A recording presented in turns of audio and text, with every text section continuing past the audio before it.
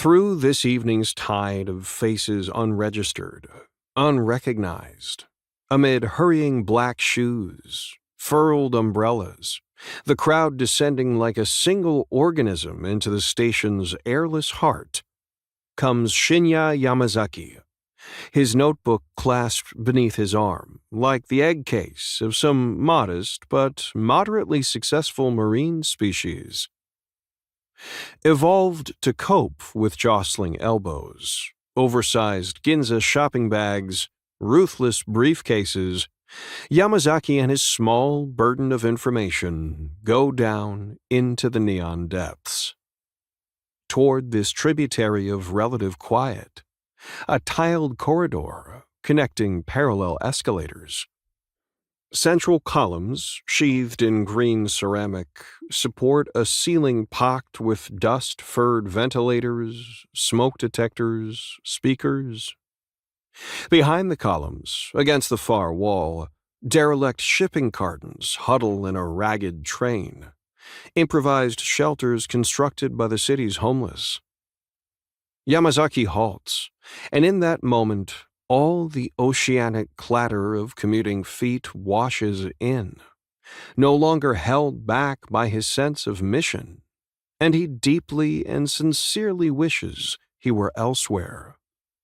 He winces, violently, as a fashionable young matron, features swathed in Chanel micropore, rolls over his toes with an expensive three-wheeled stroller.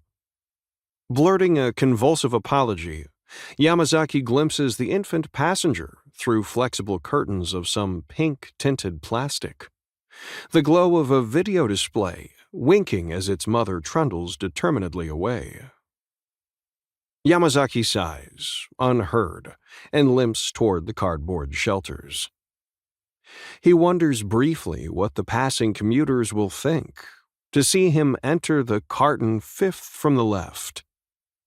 It is scarcely the height of his chest, longer than the others, vaguely coffin-like, a flap of thumb-smudged white corrugate serving as its door. Perhaps they will not see him, he thinks, just as he himself has never seen anyone enter or exit one of these tidy hovels. It is as though their inhabitants are rendered invisible in the transaction that allows such structures to exist in the context of the station. He is a student of existential sociology, and such transactions have been his particular concern. And now he hesitates, fighting the urge to remove his shoes and place them beside the rather greasy-looking pair of yellow plastic sandals arranged beside the entrance flap on a carefully folded sheet of Parco gift wrap. No, he thinks, imagining himself waylaid within, struggling with faceless enemies in a labyrinth of cardboard. Best he not be shoeless. Sighing again, he drops to his knees, the notebook clutched in both hands. He kneels for an instant, hearing the hurrying feet of those who pass behind him. Then he places the notebook on the ceramic tile of the station's floor and shoves it forward, beneath the corrugate flap, and follows it on his hands and knees. He desperately hopes that he has found the right carton. He freezes there in unexpected light and heat. A single halogen fixture floods the tiny room with the frequency of desert sunlight. Unventilated, it heats the space like a reptile's cage. "Come in," says the old man in Japanese. "Don't leave your ass hanging out that way." He is naked, except for a sort of breechcloth twisted from what may have once been a red t-shirt. He is seated, cross-legged, on a ragged, paint-flecked tatami mat. He holds a brightly colored toy figure in one hand, a slender brush in the other.